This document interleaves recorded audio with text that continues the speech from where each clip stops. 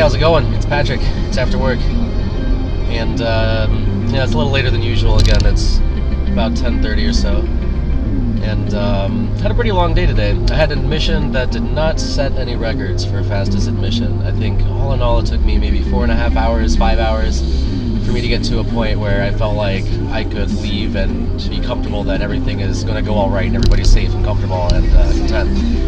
And I can usually get this done in about an hour, hour and a half, maybe 2 hours if it's in a nursing home and there's a lot of like counseling to do with the family or whatever.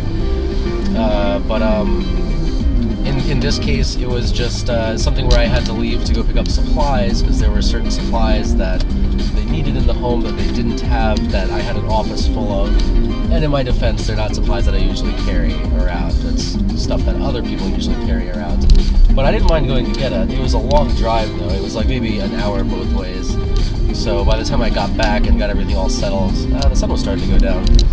And I don't mind, you know, I'm not getting paid like hourly for doing this. I just get a flat fee for the after-hours admission.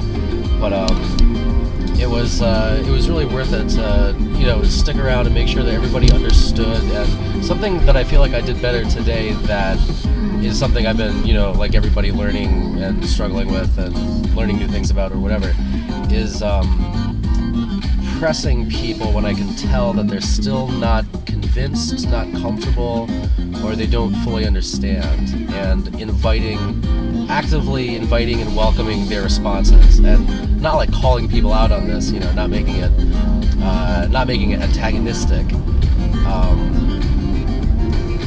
except maybe jokingly in certain circumstances. You know, you can kind of feel people out for what modes of communication they're most comfortable with, and they usually let you know those things within the first, you know, minute or two of meeting them. You pretty much know everything you need to know about that person, about how to talk to them and what kind of techniques are likely to work, but it's very hard to put into words.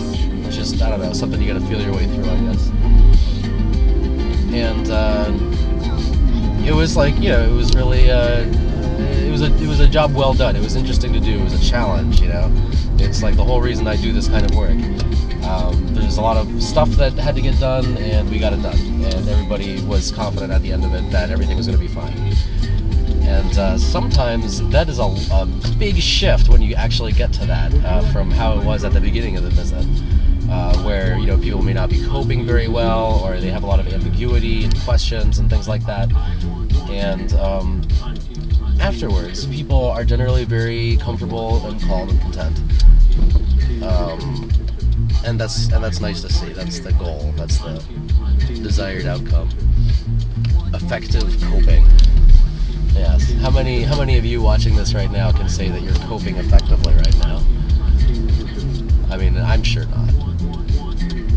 But it's very easy to help other people cope effectively when you know about the thing that they're trying to cope with. I don't know how else to describe it, really.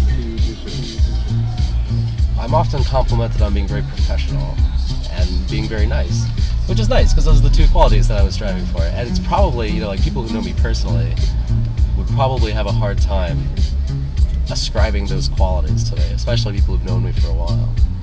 But yeah, it's true. I love doing it, and I tend to get a lot of good compliments about doing it. I don't even really mind working per diem and not working a full-time job, even though I really do need the benefits. I'm really glad I've been doing it for a year. Facebook actually reminded me this past Tuesday. It was my 1-year anniversary of being a hospice RN. Nifty. Now, if I do it for another year, I can do the CHPN exam, or maybe I could do the CHPN exam earlier. They just recommend that you've done it for 2 years, but they post the content guides or the content lists in the prep book or whatever. You know, it's got like a list of all the content or the subject area that you'd be expected to know, and it's a very long list. It's pretty comprehensive. Damn near everything you can think of, from organ donation to advanced symptom management, all that stuff. You know, it's all on there. I don't think it costs too much to take. Maybe, I don't know, a couple $100, whatever. It's reasonable to start my alphabet soup at the end of my title. Yeah, I'll turn this thing on now.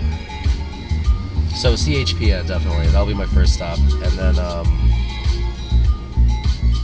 I could do the holistic nursing one. I think that would be a fun one to get. I subscribed to their newsletter. I paid dues like not too long ago, but I think I let it lapse. But that's another one I think I could do. Well, something to think about for later, I guess. I'm gonna get rid of this for now.